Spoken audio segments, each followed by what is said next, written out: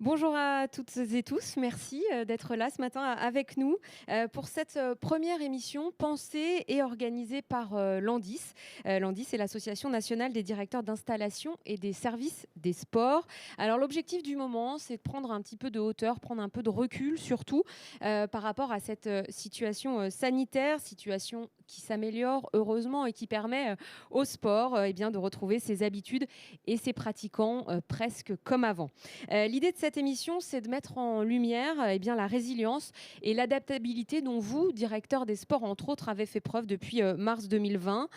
Depuis cette date, vous avez entendu beaucoup de discours très techniques, de cahiers des charges, de protocoles. Aujourd'hui, eh bien, on va savoir comment nos invités ont traversé les 16-18 mois maintenant qui sont derrière nous et surtout ce que cette crise leur a appris. Parmi nos invités, Frédéric Sanor, directeur général de l'ANS qui nous accueille aujourd'hui, l'Agence nationale du sport, mais également Madame la ministre Roxana Maracineanu seront avec nous pour partager avec vous leur ressenti de cette crise. On va échanger aussi avec un coach professionnel spécialisé en sciences cognitives, Alexandre Antonienko. Bonjour. Bonjour, Et merci beaucoup d'être avec avec joie. nous aujourd'hui, Alexandre. Rapidement, sciences cognitives, qu'est-ce qu'on entend par cela? Alors c'est une branche des neurosciences en fait, c'est vraiment une étude qui permet de comprendre les mécanismes au sein du cerveau qui sont la cognition, la pensée, les émotions et puis aussi les comportements.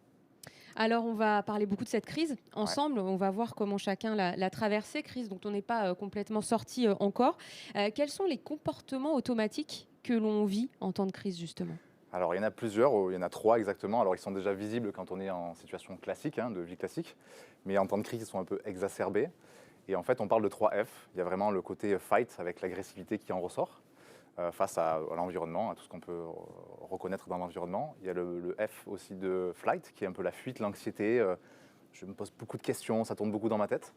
Et puis le dernier F, qui est le freeze, où je me sens complètement inhibé et découragé par rapport à cette crise que je peux vivre. Dès lors, on s'adapte quand même. Et comment? En principe, on devrait s'adapter, c'était le but. Alors on le fait plus ou moins bien, mais l'idée c'est effectivement de s'adapter. On va voir aujourd'hui un petit peu les mécanismes d'adaptation face à cette situation que l'on vit, et qui sont des mécanismes plutôt préfrontales, on verra tout à l'heure. Alors justement, vous nous avez parlé des trois F. Je Ouais, voudrais que vous nous parliez des trois S maintenant, ouais, qui sont eh bien, une trame pour essayer de c'est ça. comprendre et d'évaluer cette crise. En fait, notre cerveau fonctionne beaucoup avec certaines trames, notamment les trames narratives. On aime tous se raconter des histoires et entendre des histoires. Et cette crise qu'on vient de passer, c'est un peu une histoire qu'on a vécue. Et on a choisi cette trame-là, qui est voilà, la situation qu'on a vécue tous ensemble, les symptômes qui ont été aussi donnés par cette situation, et quelles sont les solutions que chacun a pu mettre en place, et puis des solutions qu'on va encore mettre en place par la suite. Donc voilà pourquoi la trame d'aujourd'hui des 3S. Donc, on l'a bien compris, on peut appliquer ce schéma à cette crise sanitaire Ouais, et on va le voir avec nos différents invités sur nos trois c'est ça. plateaux, situation, symptômes et Exactement. solutions, bien sûr. Et ça sera important parce que maintenant, on a envie, bien évidemment, de regarder devant. Vous allez rester avec moi, Alexandre, tout Avec au long joie. de cette émission et nous allons accueillir nos premiers invités. Vous intervenez, vous, bel et bien, quand vous le souhaitez. Nos deux premiers invités, eh bien, ce sont Frédéric Sanor, directeur général de l'Agence nationale du sport, qui nous accueille aujourd'hui, et Jean-Marc Santin, président de l'ANDIS, également directeur des sports à Muret. Allez, messieurs, rejoignez-nous. On prend notre distance réglementaire de sécurité. On en a l'habitude maintenant. Merci beaucoup, en tout cas, d'être avec nous aujourd'hui. Je vais d'abord donner la parole à Jean-Marc Santin. Jean-Marc Santin, pourquoi vous aviez souhaité eh bien, qu'on se réunisse comme ça? Quel était le but, l'objectif de cette émission?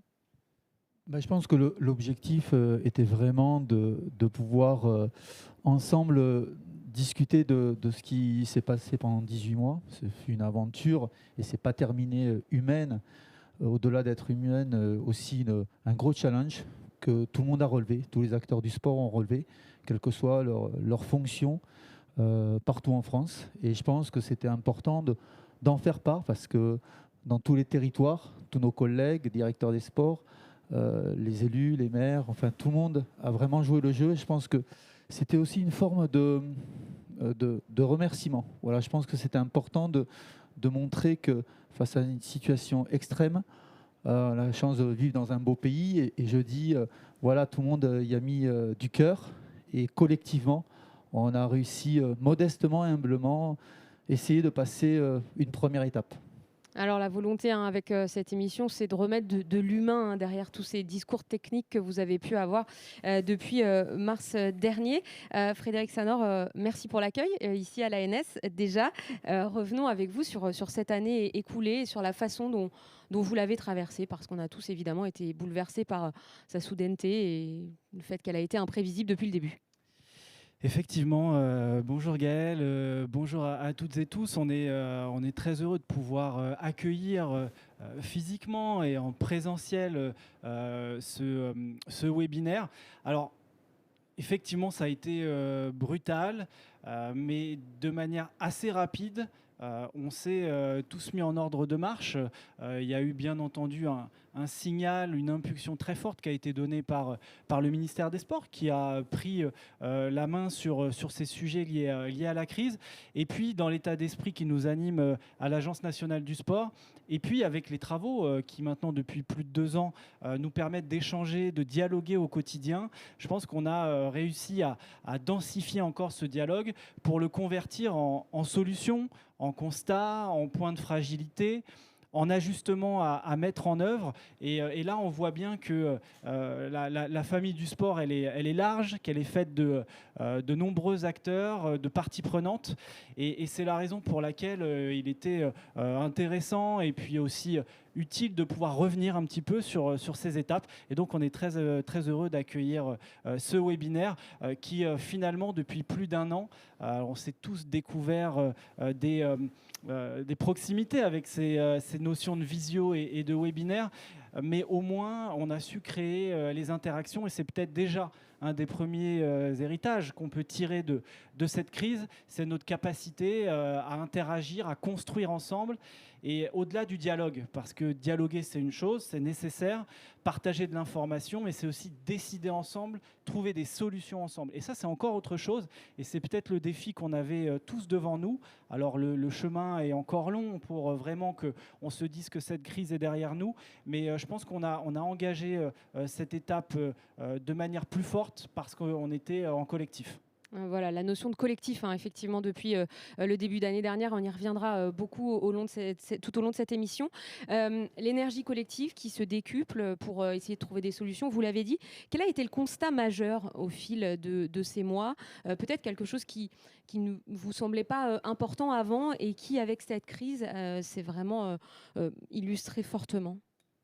Alors, je pense qu'il y a en tout cas moi j'en retire 2 choses. La première, c'est qu'on a très vite vu que lorsque le sport n'était plus directement organisé, les Françaises et les Français avaient quand même envie de sport. Et qu'une des premières réponses au confinement et à la possibilité de sortir, c'était de relier avec la nature, de relier avec une activité physique. Et là, on ne parle même pas d'un sport avec des règles, avec une organisation. On parle de simplement se retrouver dans son environnement, avec son corps. Et on n'a jamais vu autant de personnes marcher, courir, faire du vélo. Alors certes, parfois dans des environnements contraints, mais combien de personnes ont fait des boucles en courant d'1 kilomètre ou en vélo ? Et pour le coup, ça, c'est quand même un constat important, et notamment quand on est acteur du sport, à l'organiser au quotidien. On organise bien sûr le sport avec nos indispensables associations sportives, dans nos équipements sportifs, mais on sait que dans nos politiques sportives, alors qu'elles soient territoriales ou à réflexion plus nationale, aujourd'hui, on doit vraiment faire avec une pratique plus libre, plus autonome. Et c'est peut-être là encore les défis qu'il y a devant nous pour demain, c'est d'avoir une offre, de construire une offre de service public du sport qui s'adresse à toutes les envies de sport.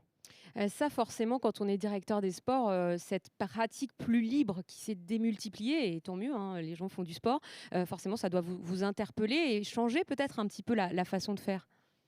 Oui, ça a été une grande découverte, et même il a fallu plus que s'adapter dans tous les territoires, puisque chaque semaine, chaque mois qui passait, le grand public et les mineurs en particulier, j'y reviendrai parce que ça a été une des victoires de ce comité de pilotage qui a été mis en place par le ministère des Sports. Voilà, donc de faire en sorte que ces mineurs, surtout eux, puissent en effet sortir et pratiquer, comme le dit Frédéric.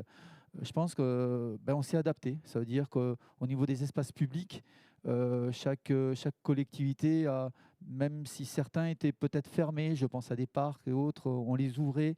Et on n'a jamais vu autant, en effet, de personnes. C'était le seul moment de liberté. Il faut le savoir qu'à un moment donné, c'était le seul moment de liberté qu'on avait de pouvoir, en effet, aller se balader, courir, voilà, tout simplement faire un petit peu de trottinette. Donc, on s'est adapté sur tous les territoires, qu'ils soient urbains, périurbains et dans les petits villages. Alors justement, racontez-nous cette adaptation. Comment vous avez agi, comment vous avez réagi aussi, parce que ça nous est tombé dessus rapidement, hein. Il a fallu assez vite trouver des solutions. Là encore, plutôt en équipe, si je l'entends bien. Oui, c'est ce que j'appelle l'intelligence collective, c'est-à-dire qu'en équipe, déjà en interne, il ne faut pas oublier que dans les structures municipales, tout était arrêté, mais malgré tout, faut le dire, le personnel soignant, ça c'est une certitude, on l'a vu, on l'a applaudi, mais il y a du personnel municipal qui a été mobilisé. Moi j'ai des collègues, ils ont touché un petit peu à tout, ils ont distribué des max, ils ont organiser aussi au sein même de leur collectivité quelques animations de détente, de yoga et d'autres activités, progressivement même en direction de la population. Donc on a eu des agents de collectivité, et pas que dans le domaine du sport, je pense aux périscolaires et autres, qui se sont mis au service de la collectivité au sens large. Et je pense que c'est ce qu'il faut retenir. Et encore aujourd'hui, on le voit avec les vaccinodromes ou autres, je dirais qu'on a su s'adapter à la situation. Et sur des pratiques, c'est vrai que c'était des pratiques essentiellement en plein air. Donc, on parle de nouvelles pratiques. Et en effet, il y a eu des nouvelles pratiques.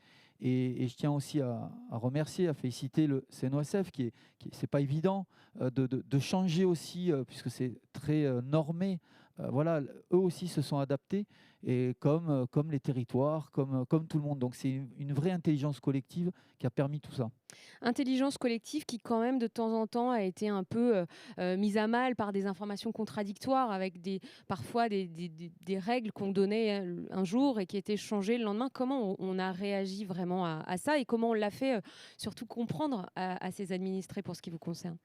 Ouais, vous savez, quand on n'est pas en prise directe avec la réalité, on peut se dire, tiens, une semaine on nous dit ça, l'autre semaine on nous dit l'inverse. Il faut savoir que pendant tout le printemps dernier, personne ne savait ce qui allait se passer. On savait même pas, il n'y avait même pas encore le vaccin. On espérait un vaccin. Donc, en effet, que ce soit la mise en place des protocoles, des guides, du lundi au dimanche, tous les acteurs, mais vraiment tous, avec encore une fois un pilotage de toute l'équipe de Frédéric, de Madame la ministre, des associations d'élus, etc. Du lundi au dimanche, on a essayé de mettre en place, et on a avancé avec, je dirais aussi, d'autres ministères sur qu'est-ce qui est bon en fin de compte, qu'est-ce qu'on peut faire. Donc en effet, parfois ça peut être surprenant, mais sincèrement, quand vous êtes dans le feu de l'action, c'était parfois compliqué. Il a fallu réajuster. Mais je pense sincèrement, et je le disais tout à l'heure, l'une des, je trouve, grandes réussites, c'est que souvent on associait le sport et la santé avec, on va dire, le troisième âge ou le quatrième âge. Et on s'est aperçu rapidement que c'est aussi les mineurs, tout ce qui est sédentarité, obésité, et que le sport et la santé, donc de suite, tout le monde a mis, je dirais, sa force et son énergie pour permettre à ces mineurs, parce que c'est les hommes et les femmes de demain, c'est les dirigeants, les responsables de demain, de faire en sorte d'aller pratiquer à minima. Donc ça, je pense que ce point-là, pour moi, fait partie des grosses réussites. Après, on s'est un petit peu aussi, voilà, on découvrait comme tout le monde. L'ANS est jeune, elle aussi, elle a évolué au long de cette crise. Est-ce que votre rôle, vous avez senti, a pris encore plus d'importance pendant ces derniers mois? Alors c'est vrai qu'on le savait déjà, puisqu'on croit en ce projet depuis plusieurs années maintenant, mais on se rend bien compte que d'associer l'ensemble des parties prenantes dans une gouvernance partagée, c'est un des axes déterminants pour réussir une action collective, alors avec une impulsion nationale, mais avec des réalités territoriales. C'est vraiment ça le sens de notre action. On ne travaille pas pour nous à Paris ou dans la région parisienne. On travaille pour l'ensemble des territoires et pour faire en sorte que justement les spécificités, les réalités territoriales soient bien prises en compte, bien comprises et toujours avec un état d'esprit. Je crois que c'est aussi une des choses qui ressort des différents décrets, des ajustements, c'est de la bienveillance et de l'écoute. Et on a aussi le droit, dans un monde plus humain, à avoir de la bienveillance quand on travaille ensemble. Et je crois qu'à partir de là, quand on a envie de travailler pour réussir à solutionner les problématiques, on y arrive toujours. Donc pour l'agence, c'est vrai qu'on a essayé d'engager très tôt ce qu'on est en train de formaliser aujourd'hui, à savoir la déclinaison territoriale. Et donc on a d'une certaine manière essayé de transformer la contrainte en opportunité, et notamment en installant des comités de préfiguration des conférences régionales et en mettant au cœur de ces comités de préfiguration les questions de solidarité sportive en direction des acteurs du sport les plus fragilisés. Et c'est vraiment la manière dont on a souhaité mettre au cœur de nos discussions cette déclinaison territoriale, et qui a d'ailleurs été saluée par un grand nombre d'acteurs, parce que c'est la priorité du moment et c'est vers ça qu'il faut qu'on se concentre tous. On reviendra, notamment avec Madame la Ministre tout à l'heure, sur le passeport qui va aider encore plus les mineurs à faire du sport à partir de la rentrée. Évoquons un petit peu, Frédéric, quand même, le plan de relance et notamment cet argent qui va être consacré au numérique. Ça, c'est un vrai enseignement de cette crise aussi, se rendre compte qu'il faut s'adapter aussi sur ce terrain-là. Oui, c'est vrai que lorsqu'on a réfléchi au déploiement du plan de relance, que les techniciens que l'on est ont fait des propositions, on a voulu coller à la logique du plan de relance national, qui portait autour de l'emploi, de la relance des filières et notamment autour du bâtiment, avec un axe très fort vers la rénovation énergétique, et puis toutes les nouvelles technologies. Et dans ce cadre-là, on a bien vu à quel point, là encore, les applications sportives, le yoga, le fitness, toutes les actions qu'on pouvait faire chez soi, à défaut de pouvoir les faire à l'extérieur, ou bien de ne pas les faire à l'extérieur, parce qu'il y en a qui se sont effectivement découverts une passion ou une envie de bouger. Eh bien, on a voulu aussi, et c'était le sens qu'avait donné Madame la Ministre lorsqu'on a travaillé à ces discussions-là, c'était de pouvoir profiter, là encore, de la relance pour transformer, lorsque c'était possible, le sport français et son organisation. Et dans ce cadre-là, on a voulu accompagner la transformation numérique et digitale du sport, en commençant par les fédérations sportives et en se donnant la possibilité d'engager des moyens nouveaux en direction des solutions numériques, technologiques, et puis en mettant en avant à la fois une action mutualisée, mais aussi l'animation des communautés de sportifs, ou encore tout simplement pouvoir d'une certaine manière mieux connaître les publics, réunir de la data, parce qu'aujourd'hui la data a de la valeur, et puis réussir à peut-être la transformer sous une logique plus de diversification des ressources ou de nouvelles rentrées financières. Donc on a engagé ce travail et les fédérations s'y sont aujourd'hui tous mobilisées, et on va pouvoir avancer sur ces questions-là dès le mois de septembre prochain. Vous parlez des communautés de sportifs. On salue d'ailleurs Bisport. Nous sommes diffusés sur Bisport aujourd'hui et ils font beaucoup sur ce domaine-là. Vous avez parlé, on a beaucoup parlé de travail collectif depuis le début de cette émission autour de cette crise, des comités de pilotage qui se sont mis en place. Est-ce que cette organisation va durer ou est-ce que finalement chacun va revenir à ses occupations? Il y a eu beaucoup de travail avec le mouvement sportif, avec l'ANS, avec le ministère. Est-ce que c'est quelque chose qui va continuer, Jean-Marc Santin? Je pense que oui, parce que, encore une fois, la France est un pays latin, donc on aime bien se rencontrer, échanger. Voilà, alors je ne dis pas que les pays nordiques, ce n'est pas le cas, mais et je pense qu'on a appris vraiment à se connaître, parce que chacun était, on va dire, dans son précaré, avec son fonctionnement, son organisation, et ces échanges, même s'ils n'étaient pas en présentiel, physique, donc ont vraiment permis aux uns aux autres de se comprendre, de s'écouter, d'accepter aussi certaines différences.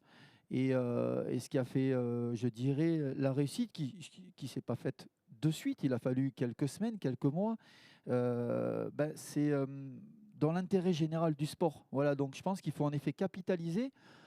L'Agence nationale du sport sur le volet national a été créée et je pense que ce comité de pilotage va servir. J'espère que sur les déclinaisons régionales, ça sera le cas parce que là, c'est je dirais, c'est une particularité de chaque région. Donc, mais il faut capitaliser. Alors, parce que ça a tout son sens. Et même si chacun après reste à sa place, voilà, nous sommes. Mais on a la sensation que les territoires ont eu leur mot à dire vraiment dans la gestion de cette crise. Ça doit vous ravir, j'imagine. Oui, mais on l'avait toujours. On l'avait, notre mot à dire, puisque... Alors, c'est vrai qu'on le vit. Moi, je suis dans la région en Occitanie. On le vit. C'est vrai que parfois, on avait le sentiment, pour certains, qu'on n'était pas forcément tout le temps écouté. Ça, c'est plutôt les élus qui disent ça. Mais in fine, on s'aperçoit qu'il y a des bonnes pratiques partout. Et il y a des exemples à prendre en considération.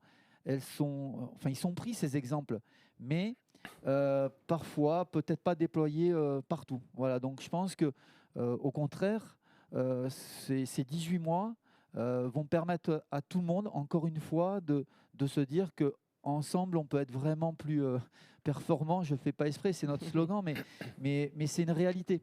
Voilà. Et après, on l'adapte dans chaque territoire parce que chaque territoire est différent, chaque contrée, et en plus chaque élu a envie aussi de mettre sa petite patte, ce qui est normal. Voilà, mais il faut quand même un cadre et c'est important d'avoir un cadre général malgré tout. Alexandre, vous avez écouté attentivement ce qui vient d'être dit. On entend beaucoup de positifs dans les mots de Jean-Marc Santin, de Frédéric, malgré cette crise compliquée qu'on a traversée. Qu'est-ce que ça traduit ? En fait, déjà bravo, parce que ça prouve effectivement qu'il y a déjà une adaptation qui est là, qui est présente. En fait, quand on rentre dans une situation de crise ou quand on rentre dans un changement, le premier état, c'est l'inconfort. Voilà. Classiquement, en fait, on vit un état d'inconfort. Donc là, l'idée, c'est effectivement de comprendre qu'on s'est appuyé sur des fondamentaux et on l'a vu, on a vu des gens effectivement sortir, aller faire des boucles d'1 kilomètre. On a vu ces fondamentaux qui étaient un petit peu déjà à la base, en fait, physique. Mais il y a d'autres fondamentaux qui sont essentiels. Et j'ai entendu des mots comme l'écoute, comme la bienveillance. Ça, c'est des fondamentaux essentiels aussi quand on a des équipes. Et surtout le plus important, c'est de comprendre que le collectif, il est aussi là pour nous amener vers cette adaptation et cette adaptabilité quelque part. Et s'appuyer sur des fondamentaux comme le collectif, l'écoute, la compréhension de certains mécanismes et puis la prise de conscience de tout ça, c'est essentiel et c'est ce qui a été fait, en tout cas pour ce qui nous concerne. Donc ça, c'est une base importante en tout cas de s'appuyer là-dessus. Et est-ce que ces fondamentaux-là, qui sont révélés par la crise, se poursuivent, continuent ? Est-ce qu'on les garde ? Eh ben, en tout cas, ils sont là, ils sont présents, ils sont tout le temps avec nous. C'est-à-dire qu'on a vraiment, en tant qu'être humain, des fondamentaux qui sont le corps physique, les émotions, les pensées. On a vraiment un capital de fondamentaux que l'on travaille énormément quand on est sportif aussi, quelque part. On travaille nos fondamentaux, que ce soit en tennis, en natation. Donc c'est vraiment là-dessus d'abord qu'il faut s'appuyer et être capable de les reconnaître, de les identifier et de les valoriser. Mais oui, le corps n'est pas que le seul. C'est-à-dire que l'état d'esprit, vous parliez d'état d'esprit tout à l'heure, l'état d'esprit, c'est aussi une chose dont on va peut-être réaborder tout à l'heure sur... Finalement, on a vu les informations qui étaient tellement disparates, tellement avec toutes ces injonctions paradoxales. C'est aussi un phénomène qui est lié à cet état d'inconfort. C'est que notre cerveau cherche un peu des solutions partout. Il faut une stabilité. Et la première stabilité, c'est OK, physiquement, mentalement, m'entourer, et puis émotionnellement, comment on accepte aussi la situation. Parce qu'il y a eu une part d'acceptation à avoir. Une réaction, Frédéric, à ça, justement, à comment l'humain qu'on est, avant d'être directeur général de l'ANS, a perçu cette crise. Comment est-ce qu'il y a des moments où vous avez dit, mais je ne sais plus comment on va sortir de là ? Non, je n'ai pas eu cette réaction-là. De manière générale, on a effectivement cette envie de transformer la contrainte en opportunité, même si c'est très difficile parfois, même si la situation a été souvent dramatique et peut encore l'être. Mais effectivement, si on est là pour essayer de porter une forme de stabilité, et c'est un peu comme ça qu'on a réfléchi au départ, lorsqu'on a lancé en mars 2020 les premiers webinaires aussi, avec l'ensemble des réseaux de collectivités, avec le mouvement sportif, avec nos collègues aussi parfois un peu plus loin, je pense outre-mer, qu'on a très vite voulu réunir. C'est de se dire comment faire en sorte déjà de stabiliser notre écosystème pour que justement on ne le fragilise pas encore davantage. Et donc après, c'est un certain nombre de mesures qu'on a pu prendre pour ça. Je pense à l'emploi sportif. Avant de vouloir créer des nouveaux emplois en période de contrainte, on a cherché à stabiliser des emplois. Si on veut redémarrer demain, il faut que vraiment on stabilise cet écosystème. Donc il y a plein d'actions qui ont été faites en ce sens. Puis après, on a cherché des solutions, nous aussi, et on trouve plus facilement de solutions lorsqu'on avance en commun que lorsqu'on avance opposé. Et ça, c'est le principe qui nous anime à l'agence depuis près de 2 ans et demi maintenant. Donc, c'est plus une nouveauté. Alors, on est encore jeune, mais c'est vrai que c'est notre état d'esprit. Il ne changera pas. C'est pour ça qu'on a créé la gouvernance partagée. C'est pour ça qu'on est très heureux aussi d'accueillir le siège de l'Andis dans nos locaux à Ivry-sur-Seine de l'Agence nationale du sport. Donc, voilà, notre ADN maintenant, elle est plurielle. Nos chemins sont croisés et on va continuer à avancer ensemble. Avant d'accueillir nos prochains invités, un dernier mot peut-être, Alexandre, sur cette force du collectif. Néanmoins, il y a énormément d'acteurs autour de la table. C'est pas forcément toujours simple de les faire s'entendre, de les faire aller dans la même direction. Ils se regardent, il y a probablement eu, pendant ces quelques mois écoulés, quelques tensions. C'est un véritable défi, ça, d'y arriver et de sortir de la crise tous ensemble. Bien sûr que c'est un défi, et en même temps, ce qui est intéressant, c'est que j'entends parler de gouvernance partagée, et en fait, c'est exactement comme ça que ça se passe aussi pour l'être humain. C'est que l'être humain en lui-même, il a des gouvernances qui sont là pour prendre des décisions en mode automatique. Et la complexité, c'est pas tant de travailler en groupe sur des territoires différents, sur des notions aussi d'esprit différents, c'est d'être capable aussi de gouverner, c'est-à-dire soi-même, de se gouverner soi-même pour appliquer des nouvelles méthodes aussi en commun. Et c'est ça tout ce que la crise, et notamment la Covid, a permis aussi de révéler, c'est cette capacité de finalement mieux se connaître, mes automatismes, mes schémas d'avant. On parle de jeunesse aussi, et heureusement, parce que parfois, plus on est jeune et plus on est malléable, finalement souple à s'adapter, plus on a des schémas qui sont des schémas anciens. Et c'est tout l'art, effectivement, de cette complexité de gérer des humains et de gérer, en plus, des gouvernances multiples au sein de l'être humain lui-même. Donc, il y a tout à faire et tout à découvrir. Jean-Marc Santin, ça a été une vraie difficulté de mettre tout le monde sur la même ligne? Disons que c'est vrai qu'au démarrage, il fallait voir aussi si tout le monde était d'accord. Moi, personnellement, au tout début, il y avait une forme d'excitation parce qu'en effet, il fallait aller très très vite. En essayant de se tromper le moins possible avec tout le monde. Donc ensuite, on est passé sur une deuxième phase où on avait l'impression que c'était un jour sans fin, ça se répétait, comme dans le film. Et là, c'est vrai que si tout le comité de pilotage et tout ce qui avait été mis en place, je dirais, n'avait pas travaillé, collectivement, on aurait eu beaucoup plus de mal. Et après, on est passé sur une troisième phase. Vous voyez, je parle en phase comme c'est un réflexe. Là, on est sur une troisième phase où, en effet, désormais, il ne faut pas s'arrêter. Il faut capitaliser. Voilà. Et au contraire, il faut profiter. On est, je dirais, un secteur d'activité qui, par rapport à d'autres, qui a eu beaucoup.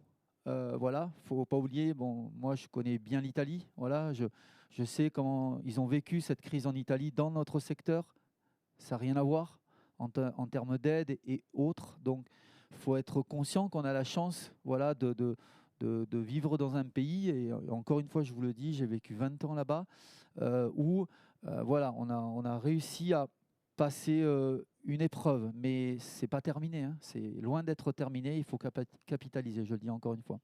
Merci beaucoup en tout cas à tous les deux d'avoir été avec nous pour débuter cette émission et revenir longuement sur cette crise. On va maintenant accueillir de nouveaux invités. Merci à tous les deux d'avoir été là. Peut-être qu'elle va nous parler d'ailleurs de ce qui s'est passé à l'étranger ces derniers mois. Laurence Fischer va nous rejoindre. Elle est ambassadrice pour le sport au ministère de l'Europe et des Affaires étrangères. Laurence, évidemment ancienne karatéka de très haut niveau, qui a énormément de casquettes à son actif. Merci beaucoup d'être là. Et Gilles Quesnay-Hervé devrait nous rejoindre normalement dans quelques minutes. On va d'abord donner la parole à Laurence et puis on va voir s'il arrive. Sinon, on accueillera un petit peu en avance Madame la Ministre. Bonjour Laurence. Bonjour Gaëlle. Tout va bien, merci beaucoup d'être là.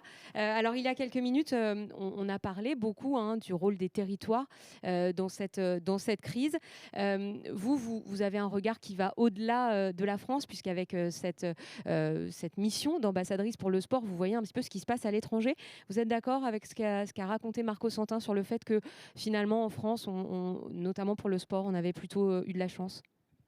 Oui, en comparaison, effectivement, on peut le dire, et l'engagement du gouvernement en soutien au sport et à l'ensemble des acteurs, oui, on peut dire qu'on a de la chance, effectivement.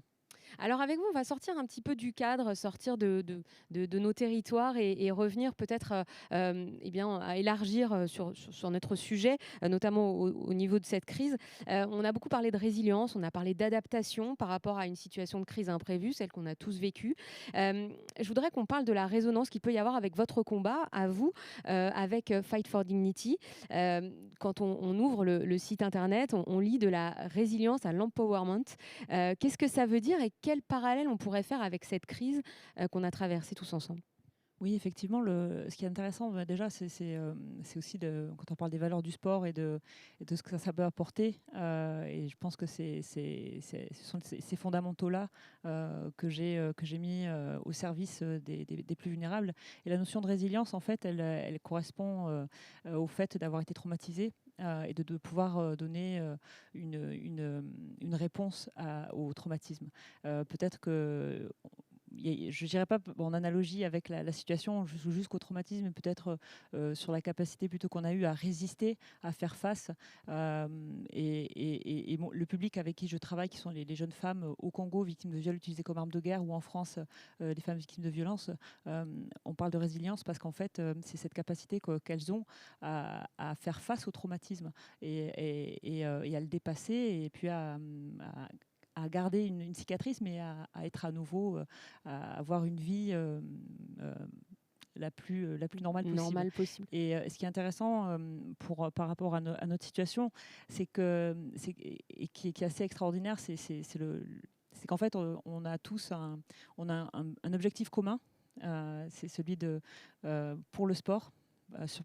Et je dirais que le travail qui peut être fait spécifiquement sur les femmes et par l'activité physique adaptée, eh bien, c'est qu'on s'est tous mis beaucoup d'expertise de manière complémentaire autour de ce sujet et du traumatisme de ces femmes et de ces jeunes filles pour faire en sorte que ça aille mieux. Et ce que je retrouve dans la manière dont on a pu faire face à la crise, le sport et l'ensemble des acteurs ici présents aussi, c'est qu'on s'est mis autour, tous ensemble, de cette problématique de comment est-ce qu'on fait face à la crise pour faire que notre sport aille mieux. Et c'est assez exemplaire, et c'est une vraie solution, en fait, parce que et finalement, on parlait de l'humain, et ce qui s'est passé pour les jeunes femmes et les filles, c'est qu'on s'est tous mis avec des compétences complémentaires à leur service, et que ce qui en résulte, c'est pour elles une capacité d'empouvoirment, effectivement, d'autonomie, d'inclusion, et une capacité à nouveau faire face à d'autres sujets. Mais en tout cas, est-ce que vous sentez qu'elles sont, avec ce collectif derrière elles, plus fortes? Absolument. Disons que ça leur permet de... Vous savez, la spécificité, c'est l'isolement. Enfin, les syndromes post-traumatiques, c'est que la personne va être en état suicidaire, dépressif, va s'isoler. Et c'est pour ça que, je pense que Madame la Ministre le défend très bien. C'est qu'en fait, l'activité physique, c'est une solution, c'est une réponse qu'on peut donner. Et on peut la donner parce que on est sur la base qui est l'éducation, le savoir-faire, le savoir-être. Et d'apporter ça à des personnes qui n'ont plus de relation, je parle des victimes d'une relation très particulière à leur corps, pouvoir y répondre par notre expertise, c'est extraordinaire. Et je pense que c'est aussi une des réponses qu'on peut donner. On parlait du sport santé, mais à ce public-là, mais à plein d'autres publics. C'est un exemple, ça prouve de l'universalité du sport et de sa capacité à vraiment être une réponse pour un public en difficulté. On sent la force, Alexandre, du sport dans toutes les situations. Alors évidemment, on ne compare pas à ces situations dont nous parle Laurence, mais on se dit que cette crise, certains l'ont traversée de façon pour certains très, très difficile. Ouais. Concrètement, effectivement, on parle de traumatisme, hein, et il y a beaucoup de personnes que j'accompagne aussi qui ont cette forme de trauma, parce que peut-être pas aussi violemment que ce témoignage-là, mais effectivement, on sent un trauma. Maintenant, la notion de mouvement, en fait, dans le sport, elle est extrêmement importante, parce qu'en fait, c'est grâce aussi au mouvement qu'on peut avoir de la résilience. C'est un peu comme l'image de l'eau. Si on reste avec de l'eau qui stagne, on va finir par croupir quelque part, alors qu'il faut mettre de l'eau en mouvement pour qu'elle reste saine. C'est exactement le même principe pour notre cerveau. C'est qu'on a des parties du cerveau qui ont besoin du mouvement pour aller chercher des solutions et être dans cette partie de l'intelligence adaptative dont on va parler. Et bravo pour ce que vous faites, parce que c'est justement en recréant du mouvement à travers le sport qu'on peut avoir cette résilience. Et c'est aussi ce qu'il faut qu'on mette en place dans notre vie au quotidien, quelle que soit la crise, quelle que soit la situation ou la difficulté. C'est avant tout prendre ce recul nécessaire pour accepter la situation telle qu'elle est, un trauma, un événement, un choc, et puis commencer déjà à mettre du mouvement en fait. On a vu que le sport, on en parlait avec Frédéric Sanor tout à l'heure, a permis à certains justement de sortir un peu de ce quotidien enfermé qu'on avait en mars, avril dernier.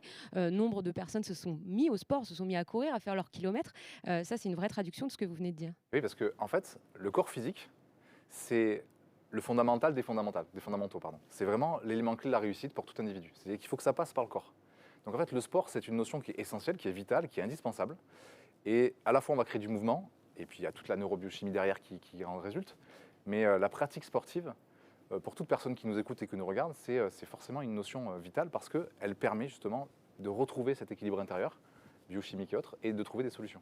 Donc c'est vrai, en neurosciences, on parle de bascule, c'est-à-dire qu'on passe d'état automatique plutôt arrière vers le cerveau à une bascule en avant, c'est-à-dire vraiment à partir de la pratique, je vais basculer vers le préfrontal, et donc on a tous l'expérience, on va courir 1 minute ou 2 minutes, 1 heure, 2 heures, 3 heures. Un peu plus quand même, ça suffit pas 2 minutes. Hein. Même 1 minute. Oui, puis c'est peut-être aussi la régularité. Je pense que le fait d'être la régularité fait que on capitalise.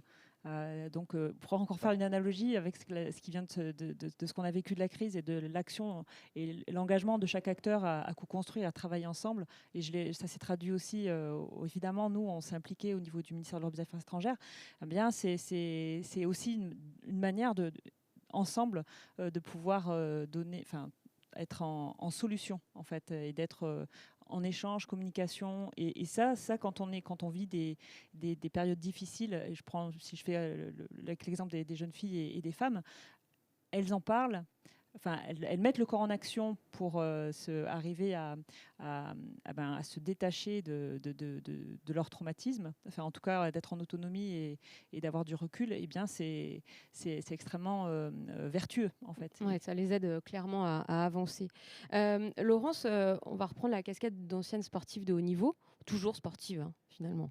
Avec le karaté, quand on est sportif de haut niveau, affronter l'imprévu, traverser des moments difficiles, surmonter une blessure, c'est quelque chose qui arrive. Est-ce que cette expérience-là, elle vous a aidé, vous, personnellement, à passer ces mois compliqués qu'on a eus en se disant attends, j'ai déjà vécu un truc compliqué, j'ai les ressources en moi pour y arriver? Oui, merci pour cette question, c'est très intéressant et je pense que c'est la force des athlètes. Et je revenais sur le fait du travail quotidien. Ce qui est assez extraordinaire, c'est, on parlait d'adaptation, on est sur des... Enfin, oui, c'est extraordinaire parce que ça nous est presque naturel et en fait c'est la notion d'acceptation, c'est-à-dire que enfin en tout cas de mon point de vue, quand j'ai fait du sport de très haut niveau, j'ai accepté le fait de l'échec. Ça ne veut pas dire que j'y allais pour performer, mais le fait d'accepter la notion d'échec, c'est extrêmement formateur pour justement savoir y faire face et être agile et de penser que ça permet de construire par l'analyse, de dire bon, ok, pourquoi, qu'est-ce que j'en fais et comment je deviens meilleur. Et je pense que de ce fait, avec ce qui nous arrive, eh bien, ce réflexe-là, je l'ai en me disant, et de manière, avec le travail aussi très très important qui est ensemble. C'est fondamental. C'est un travail collectif.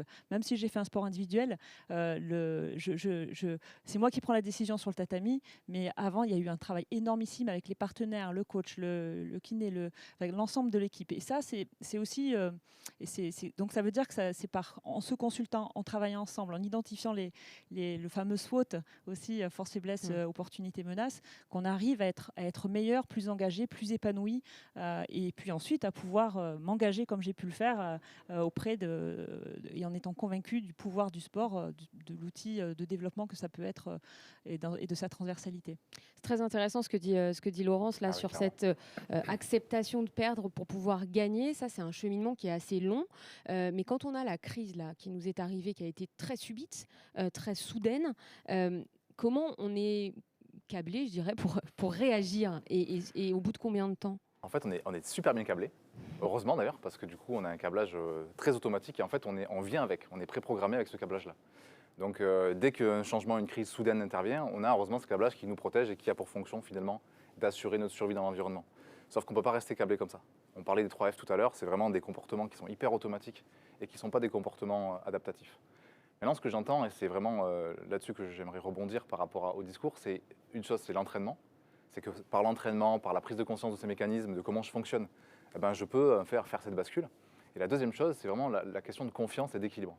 Parce que là, j'aimerais vraiment rebondir sur quelque chose qui est intéressant, c'est que pour notre cerveau, dans une situation de crise, il y a un système très très actif qui va se mettre en place, notamment le système amygdalien, qui va évaluer 2 choses, mes ressources et le problème.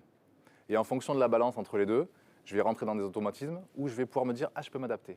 Et les ressources, vous les avez trouvées avec l'entraînement, avec le coach, avec tout ça. Et en fait, l'idée, c'est à chaque fois de me dire quelles sont mes ressources, le collectif, sur quoi je peux me baser, qu'est-ce que je peux apprendre, comment je peux accepter pour que les ressources soient un peu plus élevées, finalement, que la perception du problème. Parce qu'il est là le vrai problème. Ce n'est pas la crise le problème, c'est la perception que moi j'ai du problème. Et quand le problème dure, comme depuis 18 mois, où à un moment donné, l'année dernière, on accepte, on se dit bon, on reste chez nous, on met nos masques et on va plus travailler à l'extérieur, etc. On l'accepte. Et au fil du temps, on se dit c'est bon quand même, hein, on a envie de ressortir, on a envie de revoir des gens, etc. Oui. Qu'est-ce qui fait que finalement quand même, on respecte les règles et on reste bien sage derrière les recommandations qu'on nous fait? Alors déjà, il y a plusieurs notions par rapport à ça. Déjà, il y a ces notions d'automatisme, elles gèrent 90% de notre vie. Donc forcément, on revient sur des schémas automatiques, c'est-à-dire on espère tous ce retour à la normale. Et on évolue en permanence. Et en même temps, alors ou pas, c'est que l'être humain, il ne stagne pas. C'est-à-dire que soit effectivement on évolue parce qu'on prend conscience de ces schémas-là, on se pose les bonnes questions, on se fait accompagner, on se fait aider, et auquel cas on peut progresser et donc évoluer et toujours trouver des solutions. Soit on peut rester en automatique et là, c'est moins évident parce que on a du mal à s'adapter. Après, pour ce qui est de l'acceptation un peu des schémas de confinement et autres, on est plus sur une notion grégaire, c'est-à-dire soumission, dominance. C'est beaucoup plus complexe que ça n'y paraît.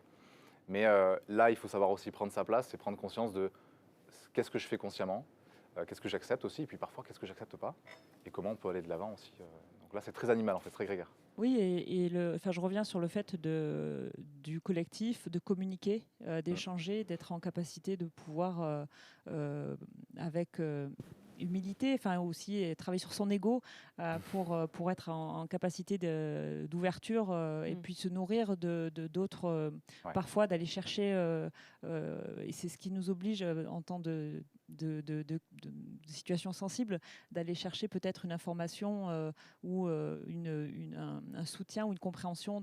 Parfois, on peut être surpris d'aller chercher ailleurs. Et c'est comme ça aussi qu'on progresse, je trouve. Et qu'on trouve l'équilibre. Ouais, cette communication, ce collectif, je crois qu'on en a beaucoup parlé depuis le début de cette émission. Laurence, vous restez un petit peu avec nous. Je vais demander à Marie-Pierre Briand de nous rejoindre parce que dans toute cette crise, on trouve des solutions. On en a beaucoup parlé, la force du collectif, etc. Et on a aussi déjà des choses qui se mettent en place dans les territoires, puisque ce sont eux dont on parle aujourd'hui. Et Marie-Pierre Casden a pas mal d'exemples à nous raconter. Marie-Pierre, merci beaucoup d'être avec nous aujourd'hui. Vous êtes déléguée nationale de la CASDEN. La CASDEN, c'est la banque coopérative de la fonction publique qui fait partie du réseau des banques populaires et de BPCE. Et vous travaillez notamment beaucoup avec les directeurs des sports qui nous regardent aujourd'hui. Rappelez-nous rapidement quel rôle joue la CASDEN auprès des collectivités. Alors, en effet, Nous sommes devenus, historiquement, nous étions la Banque de l'Éducation nationale, parce que c'était au départ une caisse d'entraide de l'Éducation nationale. Puis nous sommes ouverts à la recherche, à la culture. Et enfin, là, en 2015, nous sommes ouverts à toute la fonction publique, comme vous venez de le dire, aux côtés de notre partenaire Banque Populaire. Bien entendu, nous cherchons à nous faire connaître et à travailler avec les collectivités territoriales, puisque bon nombre de nos interlocuteurs ne nous connaissent encore pas suffisamment pour savoir que nous pouvons travailler ensemble.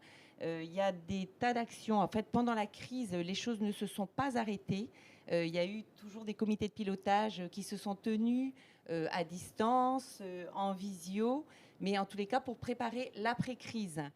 Parce que, bien entendu, nous étions tous en attente de travailler collectivement avec nos différents partenaires.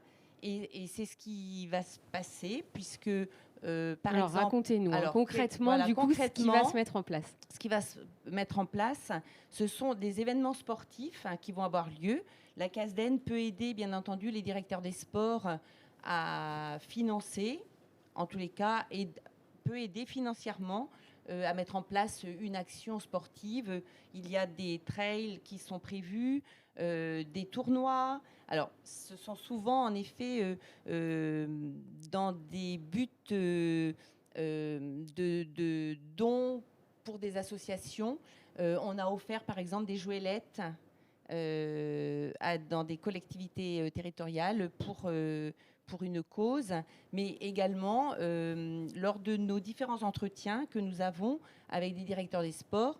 Bien entendu, ils nous parlent de projets qui vont venir. Particulièrement, nous avons eu Madame Cernaglia, qui est également donc vice-présidente de l'Andis, il me semble, et qui a un projet qui pourrait ensuite se décliner un peu partout sur les territoires. Donc, bien entendu, la CASDEN sera contente de l'accompagner. Nous avons également des outils pédagogiques, particulièrement un très beau programme Histoire, Sport et Citoyenneté, avec une expo sous différents formats. Il faut savoir que, par exemple, notre expo extérieure va être installée dans le métro rennais. Nous avons également des conférences avec les membres du comité scientifique qui vont également avoir lieu. La communauté d'agglo de Dunkerque organise une journée sur justement les femmes dans le sport et comment concilier sa vie de femme et d'athlète de haut niveau, sa vie professionnelle également, tout en pratiquant le sport. Vous, votre rôle, au-delà du financement, c'est aussi la mise en relation de tout ce monde qui peut-être Exactement. ne se parle pas assez. Non, mais tout à fait. Parce qu'en fait, nous avons un réseau c'est ce qui fait bien la différence de notre coopérative, c'est notre réseau de militants, alors des délégués qui sont fonctionnaires dans les territoires et qui sont en relation, bien entendu. Nous avons par exemple un accord cadre avec le ministère de l'Éducation nationale qui nous permet d'aller vers les rectorats, vers les directions départementales de l'Éducation nationale. Nous avons des correspondants dans les établissements publics qui travaillent avec nous. Nos délégués sont en relation avec les comités olympiques, bien sûr, les GDOS, les CROSS, mais aussi l'USEP, l'UNSS. Et en fait, tout ce petit monde est engagé pour travailler ensemble. On parlait tout à l'heure du collectif et j'ai entendu dire qu'ensemble, nous étions plus forts, plus performants. Alors, c'est vraiment l'idée de travailler tous ensemble et de mettre notre réseau à disposition, de permettre de mettre en place des actions. Donc, on a également, par exemple, il y a un autre exemple, on peut aider à la formation d'éducateurs sportifs. Ça s'est passé, par exemple, à Rennes. Concrètement, pour les directeurs des sports qui nous écoutent, comment ils vous retrouvent ? Alors, comment ils nous retrouvent ? En effet, ils vont passer par l'association, par l'Andis. Ce sera ce qu'il y a de plus simple, qui nous transmettra ensuite leurs coordonnées afin que nous reprenions contact et mettions en face d'eux les interlocuteurs dont ils ont besoin pour monter leur projet. Merci beaucoup, Marie-Pierre Briand. Un petit mot, Alexandre, sur toutes ces solutions-là, et on le sent, cette effervescence au moment de cette reprise qu'on attendait et qui semble être là. Alors en fait, on voit bien qu'à l'intérieur de nous, il y a une partie de nous-mêmes qui fait émerger tout un tas de solutions quand on est dans des situations d'inconfort. Donc ça existe, on le sait, toutes les études en neurosciences le prouvent. Toute la partie préfrontale du cerveau, c'est une usine à solutions. La seule chose, c'est qu'on n'a pas appris à y aller, quoi. Le collectif permet d'y aller, mais il y a tout un tas de choses qui permettent aussi de connecter cette zone-là, notamment la prise de recul essentielle, l'acceptation, on en a parlé, se recentrer sur des valeurs fortes, des valeurs d'écoute, des valeurs de bienveillance. Donc tout ça, ça permet en fait d'avoir les fondamentaux, les mécanismes pour aller chercher des solutions. Elles ne sont pas forcément les bonnes tout de suite, mais en tout cas, on fait des échecs, et l'échec permet de recalibrer un petit peu ce qu'on peut mettre en place de nouveau. Donc l'échec, on va tous y passer, on y passera tous encore. Ouais, du coup, je me demande si c'est vraiment un échec, tu vois. Et ben, du coup, il n'y a pas d'échec en fait. Oui, C'est juste un recalibrage de mes acquis et de tiens, j'ai appliqué cette solution, ça marche pas, je continue. Mais surtout quand on a pris conscience, comme vous le disiez tout à l'heure, que ça peut arriver. Parce que parfois, Oui. on n'a pas cette phase-là d'anticipation. Et tu sais, ce qui est formidable dans le sport, c'est qu'en fait, ça a été dit tout à l'heure, on apprend à se connaître. Et quand on se connaît, eh bien, on a plus confiance en soi et on est en direct, le corps en action, le corps en mouvement. C'est une expérience extraordinaire d'apprendre à se connaître, d'être en échange avec les autres. Donc, on a l'essence même de l'humain, d'être en communication. Et donc, du coup, ça en fait, souvent, on pense qu'il faut avoir confiance, faire des choses grandes. En fait, on n'est pas des fers humains ni des avoirs humains, on est des êtres humains. Et souvent, on me disait ça, on me dit Alex, tu es un être humain, donc prends l'attitude et tu trouveras les aptitudes. Ben, en fait, dans le sport, on a souvent cette notion d'attitude et c'est dans tous les domaines pareil. C'est quelle est la bonne attitude à avoir dans cette situation. Et là, le cerveau, il fait la bascule. Quelle est la meilleure version de moi-même, du groupe, dans cette situation. Et on va trouver des solutions. On va donner la parole à un autre invité avant d'accueillir Madame la ministre pour la conclusion de cette émission. Yannick Nyanga est avec nous aujourd'hui. Yannick, merci beaucoup d'être là en visio encore, même si on est tous présents. Yannick a envie de nous voir par écran interposé aujourd'hui. Directeur sportif du Racing, on parle de rugby, bien sûr, ancien sportif de haut niveau. J'espère que vous m'entendez bien, Yannick, oui. Et que vous allez pouvoir tout simplement nous dire,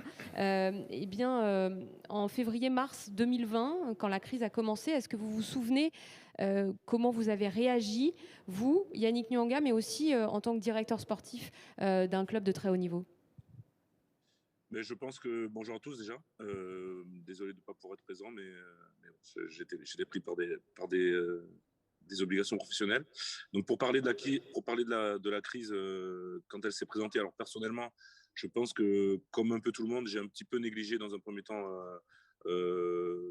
ça, parce que ça nous avait été présenté comme une grippe, plus peut-être, mais pas comme quelque chose de sérieux, et on pensait que ça allait être passager.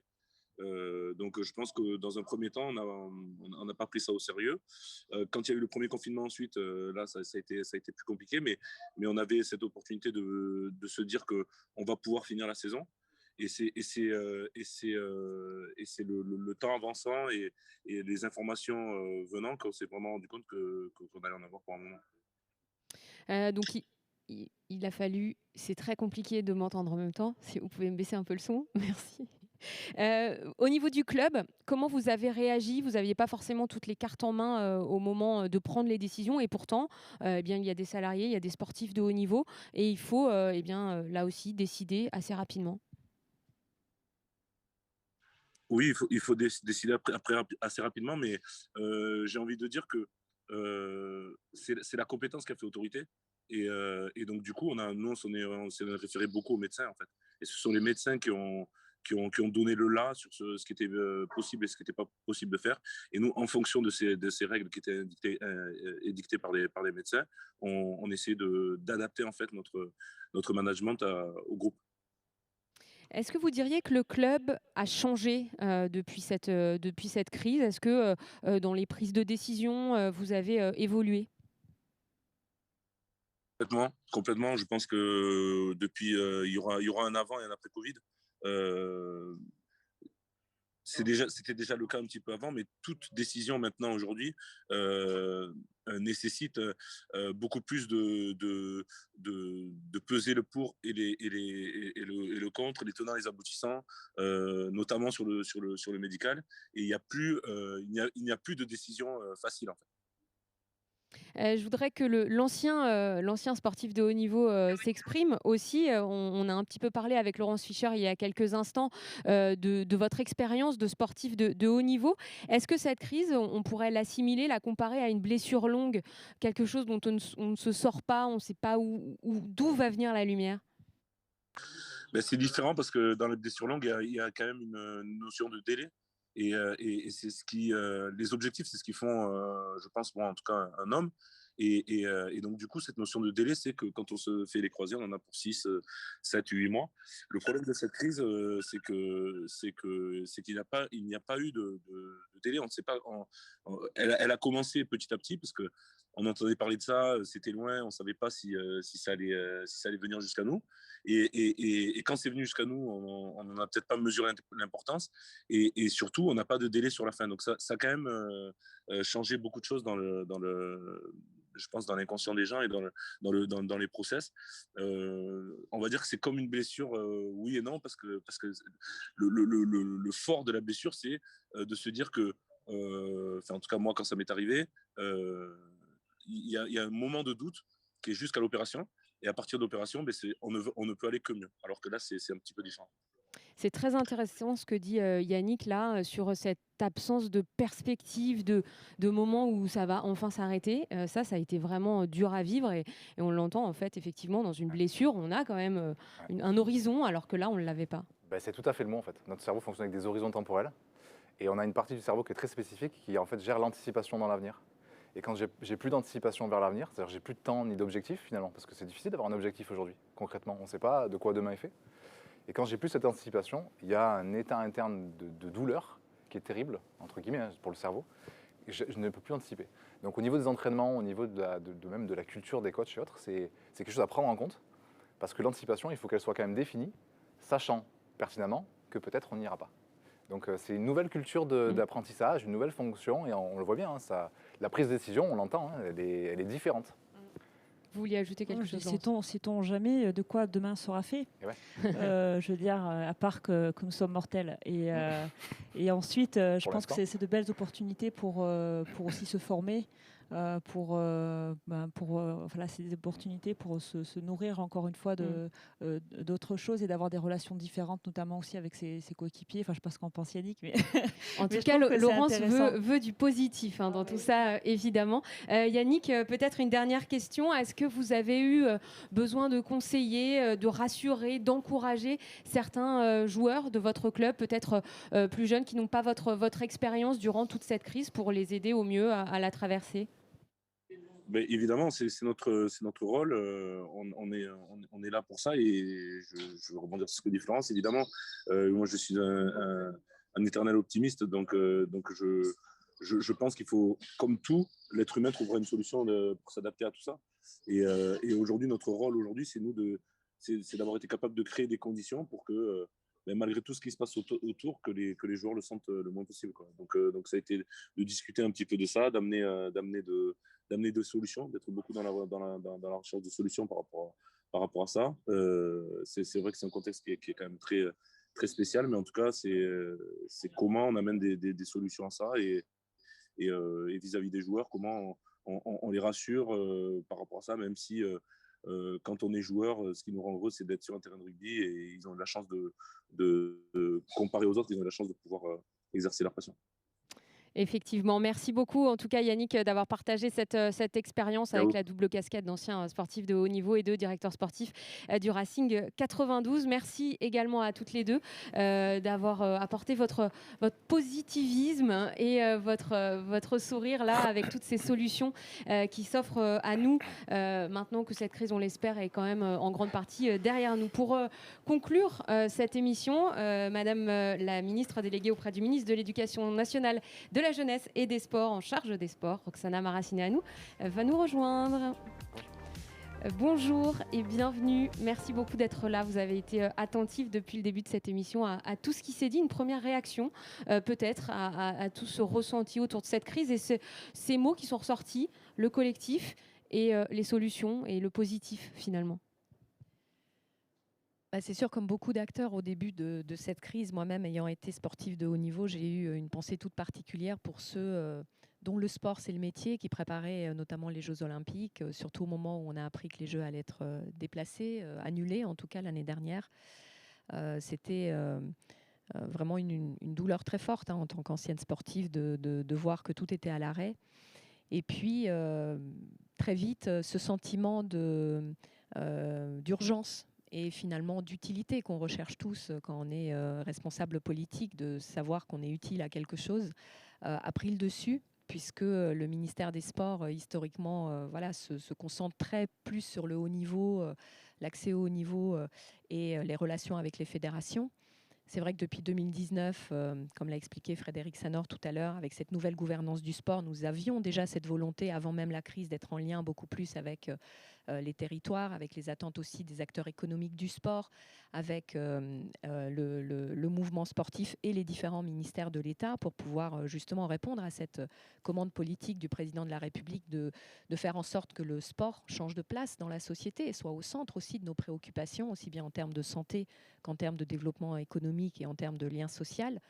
Donc finalement, cette crise nous a donné l'occasion de collaborer, de travailler ensemble, comme l'a dit Laurence Fischer, que ce soit entre les différents ministères, mais aussi avec vous, avec les différents responsables sur le terrain du sport, du déploiement de l'activité des associations, du déploiement des politiques municipales aussi des sports et des collectivités, et au plus près aussi de tous les acteurs qui proposent du sport dans notre société, bien sûr les clubs amateurs, le sport professionnel, mais aussi le monde économique qui se lance dans cette aventure sportive avec aussi une prise de risque importante. Et on sait combien cette crise sanitaire a été difficile aussi pour ces acteurs économiques dont on a besoin.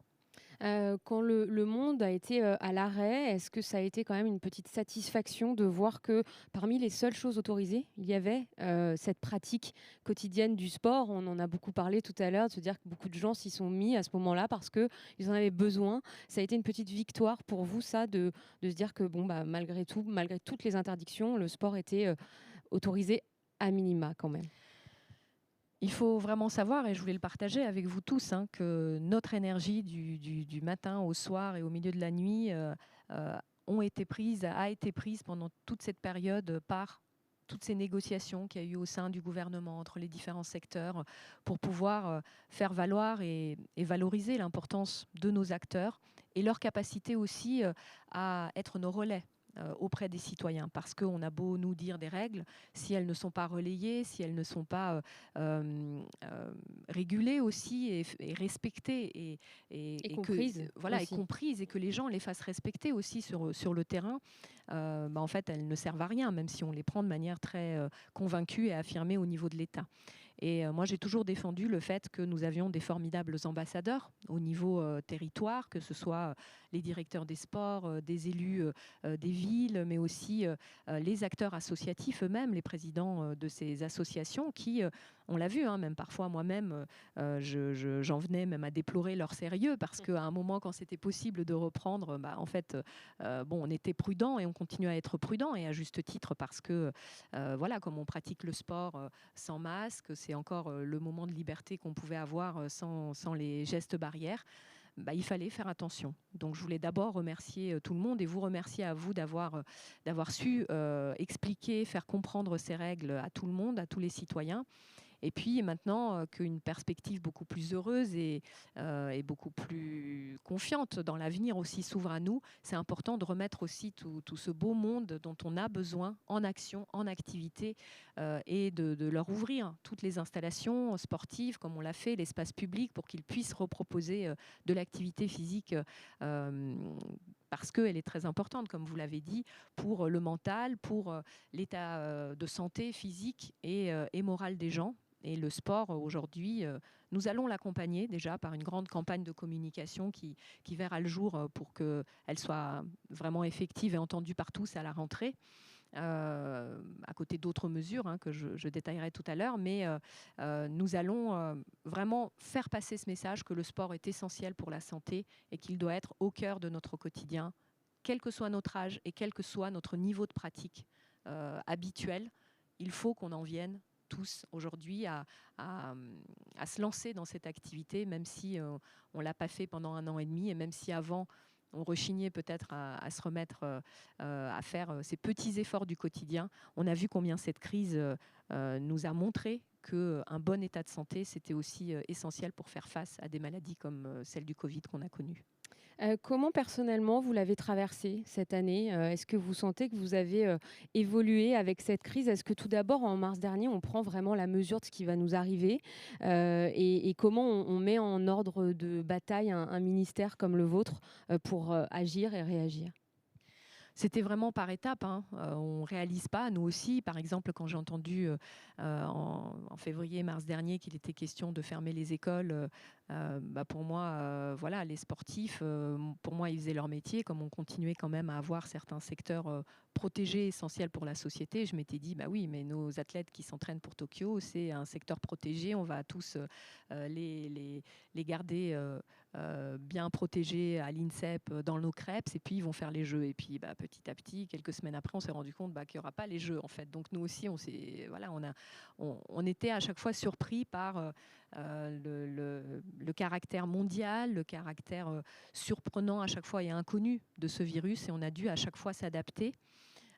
Mais on avait une seule ligne de conduite, c'était la protection de la santé de nos concitoyens et principalement des sportifs pour moi, puisque c'est mon secteur, parce que d'autant plus que le corps est l'outil de travail aussi et l'actif quelque part de nos sportifs de haut niveau et nos sportifs aussi amateurs et passionnés de tous les jours, et que c'est peut-être eux qu'il fallait encore plus protéger que les autres pour pas qu'ils se mettent en danger, en contact, et qu'ils ne le relativisent pas trop en fait ce qui était en train de se passer, mais qu'au contraire ils le prennent bien au sérieux. Est-ce qu'il y a des décisions qui ont été difficiles à prendre? Oui, vous avez le droit de dire toutes. Au tout début, quand il a fallu, au pied levé, faire le choix de fermer certaines compétitions au public, parce que le huis clos s'imposait, c'était quelque chose d'incompréhensible pour nous. Et puis même quand ça a dû reprendre sans spectateurs, alors qu'on avait des grandes enceintes, cette pression aussi des acteurs et des organisateurs d'événements qu'on a au quotidien, tous les jours, être capable de ne pas céder aussi, parce que c'est important que ce qu'on décide soit compris, comme vous l'avez dit. Et pour ça, il faut qu'on en explique le sens. Et il ne faut pas aussi céder à la pression de tous les acteurs qui nous poussent à droite, à gauche, parce que leur événement est plus important qu'un autre, ou parce que leur compétition sportive compte beaucoup dans leur propre carrière, ou alors parce que le marathon qu'ils préparaient de manière amateur, c'était le projet d'une vie. Et en même temps, arriver à être en empathie, c'est vrai que c'est pas toujours simple, parce que nous, on est obligé d'avoir un coup d'avance, donc on est toujours en mode solution, en mode voilà ce qui va se passer dès la prochaine date de réouverture possible, alors que les gens, à juste titre, attendent aussi qu'on comprenne la situation qu'ils sont en train de vivre, et il y a toujours un décalage entre ce qu'on décide, nous, au niveau de l'État, et le temps que ça se mette en place sur les territoires. Mais nous avons beaucoup progressé, et ça, c'est grâce à nos têtes de réseau, grâce à l'Andis, grâce aussi aux associations représentatives, aujourd'hui ce qu'on appelle les corps intermédiaires, avec qui nous avons été plus en relation que jamais, grâce à l'Agence nationale du sport aussi, et grâce à Bercy, avec qui nous avons fait un travail extraordinaire pour travailler sur les compensations financières aussi, lorsque ces acteurs étaient lésés. Et du coup, ça nous a permis à nous de mieux connaître tous ces corps intermédiaires et ces têtes de réseau avec qui nous avons envie et besoin de travailler beaucoup plus aujourd'hui, plus main dans la main, y compris simplement dans le dispositif dans le déploiement de nos dispositifs classiques, pour les faire connaître plus vite sur les territoires, parce que c'est vrai, ce temps de latence a été très dur à gérer au début, entre les décisions qui étaient prises au niveau de l'État et lorsque ça arrivait sur les... Oui, on parlait tout à l'heure parfois de décisions contradictoires, où les directeurs des sports ne savaient plus trop quoi faire. Exactement, et je crois que ce travail s'est affiné petit à petit, une meilleure concertation, une meilleure association de tout le monde à tous les sujets, et aussi cette prise de conscience que quand on est dans une réunion, on n'y est pas juste nous pour prendre de l'information, mais aussi pour la passer derrière.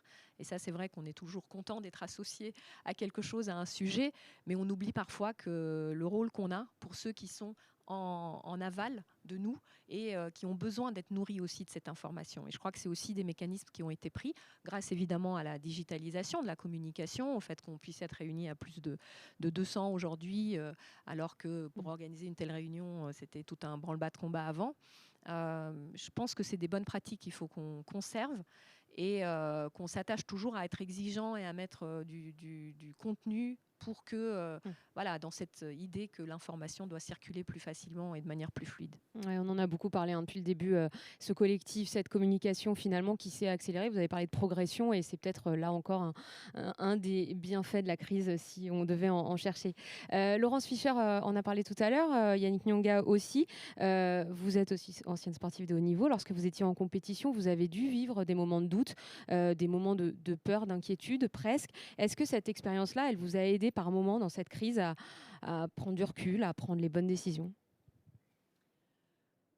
Oui, comme j'ai vécu effectivement moi, ma carrière sportive toujours en apprenant ça, hein, à rebondir après un échec, parce que finalement, on ne peut réussir et considérer que c'est une réussite que si à un moment on a échoué. Hein, donc c'est un peu basique, mais voilà, je crois que moi, ça m'a donné cette force de toujours rechercher, me dire qu'il y a une solution qui est possible pour s'en sortir et que cette solution, on ne peut la trouver qu'ensemble. Donc oui, vraiment, j'adhère complètement à ce que Laurence a dit tout à l'heure. Voilà, aller s'ouvrir aux autres, écouter ce que les autres ont à dire et puis être toujours dans un mode positif. Et plus que jamais, je crois qu'on se le doit à nous parce que c'était compliqué, difficile. Pas tant pour nous, mais pour les personnes aussi qui ont souffert véritablement du Covid, qui en sont décédées. Donc pensez aussi aux autres, cette notion de solidarité qu'on connaît nous dans le sport, mais qui n'est pas forcément partagée à 100% par tout le monde, et dont on doit être aujourd'hui les ambassadeurs, je pense, dans le monde du sport, parce que je crois qu'on a très bien réussi ce tournant aujourd'hui. On peut en être fier. Et cette notion de solidarité, elle doit exister beaucoup plus dans notre société aujourd'hui, grâce à nous, grâce au sport. On a évoqué tout à l'heure l'importance de maintenir les jeunes en activité. Notamment, ça a été quelque chose que vous avez tenté de garder depuis le début de cette crise, même si à certains moments, tout était fermé quand même. Le retour de la pratique, c'était une priorité. Ça y est, ça repart. Et surtout, gros coup d'accélérateur, on l'espère, en septembre. Oui, il y a eu des moments, vous l'avez évoqué tout à l'heure, où c'était la pratique individuelle qui a pris le dessus, puisque les adultes pouvaient pratiquer même au plus fort du confinement pendant 1 heure. La pratique familiale aussi, et ça c'est quelque chose qui doit laisser des graines et des choses positives dans la tête des associations, des collectivités. Pratiquer en famille, c'est quelque chose dans lequel on a pris du plaisir pendant cette période. Vivre en famille, on a pris du plaisir pendant cette période de confinement, même si c'était galère parfois quand on devait télétravailler à la maison avec ses enfants. Vous l'avez pratiqué, ça, le télétravail? Plus mon mari que moi, mais comme on a 4 enfants à la maison, oui, je sais que c'était difficile. Mais ces moments-là, cette heure où on pouvait sortir, marcher, courir, faire du foot, jouer ensemble, c'est des moments rares qu'on n'a pas souvent l'occasion d'avoir dans notre vie. Et c'est des moments qu'il faut arriver à reproduire, je pense, aujourd'hui dans le champ sportif, que les associations proposent des activités en famille, dès le plus jeune âge, aux enfants. C'est quelque chose voilà, qui parlera, je pense, ça fera partie des attentes des usagers du sport demain. Et puis, l'autre... c'était quoi la question? La question, c'était sur la rentrée, et je voulais qu'on évoque le passeport, bien sûr. Voilà, donc on a aujourd'hui cette volonté aussi d'investir avec les associations d'autres champs, d'autres moments aussi de l'année qui n'étaient pas suffisamment investis par le monde associatif, les vacances scolaires, les grandes vacances notamment. Et avec le programme déjà mis en place l'année dernière par 3 ministères, cette année de nouveau, que ce soit la culture, la politique de la ville, l'éducation nationale, des fonds conséquents, 200 millions d'euros sont débloqués sur ce qu'on appelle vacances apprenantes, quartier d'été, colo apprenantes. Et j'invite vraiment tous les directeurs des collectivités présents ici à se renseigner sur ces dispositifs pour faire postuler leurs collectivités, leurs associations aussi, et faire passer ce message que juillet et août, on a besoin des associations pour refaire sortir les enfants, les emmener en colo, leur proposer du sport, parce qu'il y a des parents qui ont utilisé tous leurs congés aussi pendant le confinement et qui vont devoir travailler en juillet-août. Et on va avoir besoin aussi de ce mode de garde. Et je n'ai pas peur de le dire, parce que parfois je suis décriée quand je dis que les assos sont aussi là pour proposer un mode de garde. Rien n'empêche que ce mode de garde soit utile dans la vie des enfants, pour les éduquer, pour les inciter et les initier à différents sports. Et c'est ce qui permettra aussi, s'ils sont avec nous toute la journée, de nouer ce lien de confiance avec eux et faire en sorte qu'ils retrouvent le chemin des clubs à la rentrée. Vous l'avez dit, on a préservé la pratique des enfants notamment dans le cadre scolaire, périscolaire, quand c'était possible en association, parce qu'on pense que cette gestion, elle devait être gérée aussi à plus long terme et qu'il n'y ait pas des effets négatifs sur nos enfants à plus long terme à cause du numérique, des tablettes, des téléphones sur lesquels ils ont été forcément renvoyés parce qu'on devait travailler et qu'on devait un peu être tranquille aussi pendant cette période de crise. Et donc là, il faut leur redire combien le sport au quotidien, c'est important et qu'ils retrouvent le chemin des clubs à la rentrée. Le monde du sport a souffert, beaucoup souffert. Les clubs ont souffert, les fédérations ont souffert, les salles de sport qui ne sont toujours pas réouvertes, mais ça va pas tarder. Le 9 juin. 9 juin, on s'en approche. Ce monde du sport, il va s'en sortir? Je pense qu'on a été à la hauteur au niveau des aides pour le monde du sport. On a fait ce qu'aucun pays en Europe et dans le monde n'a fait pour le sport. 3,5 milliards d'euros d'aides publiques générales données au secteur sportif au même titre qu'aux autres entreprises du secteur économique. Les associations ont pu en bénéficier. Celles qui n'étaient pas employeuses et qui ne bénéficiaient pas de ces aides, du chômage partiel et des fonds de solidarité classiques, on a eu un fonds de solidarité distribué par l'Agence nationale du sport, 2 fois 15 millions d'euros. On a eu une aide pour les fédérations spécifiques, 20 millions d'euros au total sur 2 ans. On a eu des compensations pour le sport professionnel, 2 fois 100 millions d'euros pour compenser le huis clos, le manque de billetterie. Pas seulement pour le football, mais ça va sur tous les sports collectifs, et notamment pour le sport féminin, c'était très important pour qu'il passe aussi la crise. Et je voulais vous dire un mot plus particulier sur le passeport, puisqu'on y accordera une grande importance pour la rentrée sportive. Passeport, 10 millions d'euros, c'est ça? Qui sont 100 millions d'euros, il me manquait un zéro. C'était l'aide au numérique tout à l'heure. 100 millions d'euros, donc à partir de la rentrée, à destination des clubs. Voilà, alors pour que ce soit plus concret pour vous sur le territoire, un enfant sur 2 va bénéficier de ce qu'on a envie d'appeler, on est fiers d'appeler ça l'allocation de rentrée sportive. Tout le monde connaît l'allocation de rentrée scolaire. Ce sont les mêmes publics qui vont en bénéficier, donc l'État va mettre...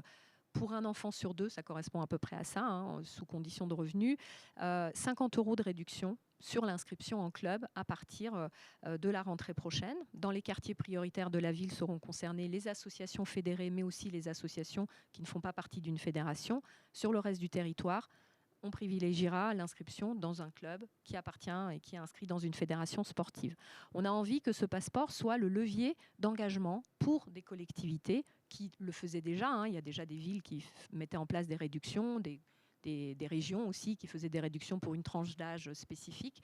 Là, on a envie que tous ces enfants entre 6 et 18 ans puissent bénéficier de toute l'aide possible. Donc nous, l'État, on mettra 50 €, mais il y a des fédérations, par exemple la fédération de tennis a annoncé hier à Roland-Garros qu'ils allaient faire passer le message à tous les pratiquants amoureux de tennis qu'ils pouvaient remettre leurs raquettes qu'ils n'utilisaient pas ou peu à leur club, et ces raquettes-là allaient bénéficier aux jeunes qui viendraient s'inscrire en passeport du coup, ils les économiseraient une cinquantaine, une soixantaine d'euros pour aller s'acheter le matériel pour faire du tennis. Donc, toutes les fédés vont proposer comme ça des opérations qui abonderont sur les réductions que l'État fera. Les collectivités, vous êtes aussi incités à proposer des dispositifs s'ils n'existent pas dans vos villes.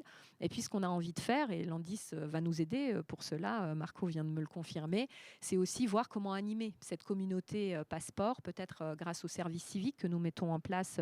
Nous avons aujourd'hui 10 000 services civiques que nous avons réservé pour le sport.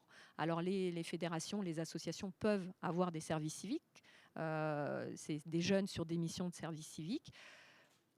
Le coût pour une association, c'est 100 € par mois. Pour avoir un jeune, pour lui faire découvrir ce qu'est une association, ce que peut être le travail dans une association, pour la suite, évidemment, ça ne peut pas remplacer un poste de salarié dans l'association, mais par exemple, animer la communauté des jeunes qui sont inscrits grâce au passeport à l'échelle d'une ville, de manière transversale dans toutes les associations.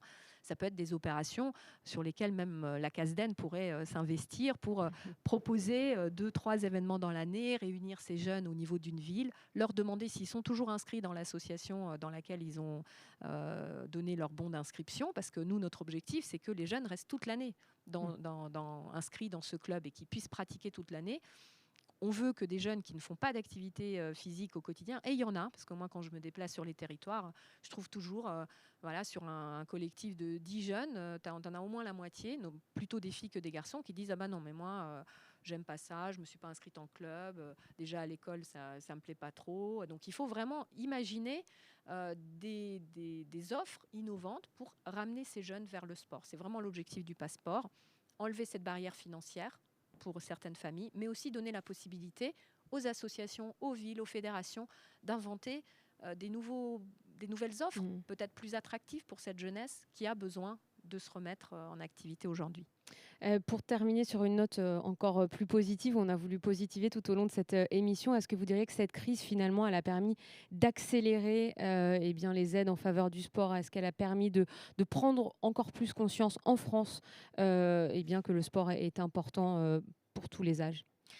Clairement, nous, vous voyez, en plein milieu de la crise, au mois de juillet dernier, avec Jean-Michel Blanquer, on a pris une décision très forte de se rassembler entre le ministère des Sports, celui de l'Éducation nationale, parce que moi, je juge que les Jeux olympiques et paralympiques en France en 2024 doivent laisser un seul héritage, c'est plus de sport dès le plus jeune âge. Alors évidemment à l'école, maternelle, primaire, où les éducateurs sportifs des clubs, ceux des villes, doivent encore plus venir en soutien des professeurs des écoles, mais aussi dans le temps périscolaire, dans le temps associatif, faire en sorte que ça devienne vraiment un rituel sportif, que tous nos enfants se mettent au sport. Et c'est ça l'héritage que les Jeux pourront laisser à la France. Donc des dispositifs comme le savoir rouler, sur lesquels on a aujourd'hui de l'argent, le savoir nager, les anses aquatiques qu'on a mis en place, les maisons sport santé, aujourd'hui les vacances apprenantes. Tous ces dispositifs, on a envie de vous les expliquer parce que pour nous, en tout cas, tant que moi je suis là encore, j'espère, un an jusqu'à la fin du mandat, qu'on puisse leur donner corps. Parce que c'est vrai que c'était très frustrant aussi pour nous d'avoir travaillé ces dispositifs en amont et de ne pas pouvoir les déployer pendant un an parce que tout était fermé. Et je sais qu'il y aura de l'enthousiasme. Donc on a décidé avec Landis de programmer un certain nombre d'ateliers. On vous invitera à y participer pour vous expliquer les financements que nous mettrons en place sur tous ces dispositifs et comment vous pouvez techniquement les déployer à votre niveau, comment aussi arriver à nous faire part de ce que vous faites déjà, parce que vous faites déjà des choses super dans vos municipalités, dans vos villes, avec vos associations, et qu'on puisse, nous aussi, se dire que ce rapprochement avec l'éducation nationale, au-delà des 30 minutes à l'école qu'on veut installer à tous les jours de la vie de nos enfants, de sport, en plus des 3 heures par semaine, et bien que ce soit effectif et que surtout ça arrive à créer des liens entre les associations, les services des sports municipaux et les écoles pour le bénéfice de nos enfants. Nous, on l'a fait au niveau national. Il faut que la mayonnaise, elle puisse prendre vraiment partout, sur tout le territoire. Et qu'on ait aussi des bénévoles pour mettre ce sport en action, parce que cette crise, elle a aussi impacté le monde des bénévoles et il va falloir tous bien les remobiliser parce que sans eux, il n'y a pas trop de clubs à la rentrée. C'est vrai, une grande réflexion aujourd'hui sur le bénévolat, voir avec les collectivités ce que nous pouvons mettre en place pour redonner confiance à nos aînés, puisque dans le sport, vous savez que la tranche d'âge est assez élevée dans le bénévolat, mais c'est pour ça aussi que nous voulons revitaliser aussi la structuration et la structure professionnelle de nos associations, les services civiques. Ça a aussi vocation à faire découvrir aux jeunes ce qu'est une association. Nous avons, Frédéric Sanor l'a dit tout à l'heure, un grand plan de relance qui concerne l'emploi dans le champ du sport, avec de l'aide, que ce soit sur le dispositif Sésame, qui accompagne des jeunes à passer leur diplôme sportif pour devenir éducateur sportif, que ce soit des jeunes qui ont déjà leur diplôme et qui cherchent un emploi, des financements supplémentaires pour des emplois aidés dans le champ sportif aujourd'hui, que ce soit par l'ANS, mais aussi par le ministère de la Ville. La possibilité, j'espère demain, d'avoir un équilibre un peu meilleur entre le bénévolat dans le champ sportif et des salariés. Créer de l'emploi dans les associations, c'est vraiment aujourd'hui notre objectif. Évidemment, en valorisant toujours le bénévolat et en faisant en sorte que les gens puissent s'épanouir dans le bénévolat. Mais aujourd'hui, nos bénévoles, ils sont parfois dépassés par tout ce qu'il y a à faire, par les dossiers de subventions à monter, les rendez-vous qu'il faut prendre un peu politiques. Et voilà, ce n'est pas toujours des politiques. Mais donc, à un moment, il faut qu'il y ait aussi des techniciens au sein des associations qui puissent travailler main dans la main avec les autres acteurs du sport qui, eux, sont salariés. Donc aussi monter en compétence nos associations pour qu'ils deviennent des vrais acteurs de territoire. Alexandre, avant qu'on conclue vraiment, un petit mot sur tout ce que vient de dire Madame la Ministre. Un petit mot, ça va être difficile parce que j'ai plein de choses que j'aimerais dire. Mais en fait, dans le discours qu'on a entendu de Madame la Ministre, c'est vrai qu'on entend quelque chose, un levier très fort de résilience, d'adaptabilité, qui est la conviction. Et ça, c'est super important parce que cette conviction, c'est un peu comme une image qu'on aurait fondée, qu'on aurait créée de toutes pièces et qui, pour notre cerveau, va être un peu un guide. Et on entend vraiment des convictions très très fortes au niveau du sport, de la santé, de l'éducation. Et on manque parfois de conviction, ou malheureusement, parfois nos convictions sont un peu biaisées par rapport à d'autres images que l'on peut avoir ou que l'on peut recevoir. Donc cette conviction, je l'applaudis parce que vraiment c'est très fort et ça nous permet vraiment d'aller de l'avant aussi. On a des convictions inverses qui sont des croyances limitantes. Pour le coup, on ne va pas en parler, on va rester sur du positif. Ce sera un peu le 3e C, communication, collectif et puis conviction. Et puis j'entends aussi quelque chose d'essentiel. On ne passe pas de l'instabilité à la stabilité en une fois. Vous avez dit petit à petit, on a pris des décisions petit à petit, c'était peut-être pas les bonnes au début, mais en tout cas, le petit à petit, nous en neurosciences, on dit toujours petit plus petit égale beaucoup. C'est ce que j'entends et je voudrais rebondir là-dessus, c'est que c'est pas la peine de prendre de grandes décisions. Des petites actions mènent souvent à de grands résultats. Donc, ouais, de belles convictions et... Nous, on connaît ça dans le sport, parce que, oui. comme on le disait avec Laurence, il faut s'entraîner au quotidien, et puis c'est des petites briques, des petits efforts qu'on met l'un au bout de l'autre qui fait qu'il y a une performance qui naît. Alors qu'on imagine souvent qu'il faut faire de grandes choses, alors qu'en fait, pas du tout. Donc, bravo. En tout cas, on l'a entendu depuis le début de cette émission, il y a eu beaucoup d'efforts faits par l'ensemble des parties prenantes pour qu'on arrive à sortir de cette crise. On s'en approche. Tout n'est pas encore ouvert, mais voilà, on espère que l'été va nous aider à retrouver une pratique libre du sport comme on l'aime. Un dernier petit mot, peut-être, avant de conclure. Simplement un grand merci à tout le monde pour votre responsabilité, pour ce que vous avez mis en œuvre dans vos villes, dans vos territoires, dans vos fédérations, s'il y a des responsables fédéraux ici avec nous, dans vos associations. Sans vous, on n'y serait pas arrivé, vraiment. Maintenant, il faut être positif, aller de l'avant et se rendre compte de notre richesse. On a compris, je crois, pendant cette crise, l'attention qu'il fallait porter à ceux dont le cœur de métier est l'autre, et qui s'attachent à créer du lien social, qui s'attachent à aller vers l'autre. Et ça, il faut qu'on le conserve, c'est vraiment notre richesse dans le sport, et il faut qu'on le fasse valoir, nous à notre échelle vis-à-vis des autres ministères, et vous à la vôtre, vis-à-vis de tous les acteurs qui vous entourent, que ce soit dans une municipalité ou voilà, ailleurs. Merci beaucoup Merci en à tout cas tous. d'avoir pris tout ce temps pour nous aujourd'hui. On arrive au terme de cette émission. Merci beaucoup Alexandre d'avoir apporté pas mal d'ouverture à notre débat. C'était très intéressant. L'émission elle est disponible en replay sur Bisport et sur le site internet de Landis. Et normalement, elle devrait en appeler plein d'autres à suivre. Merci de votre attention en tout cas et à très bientôt.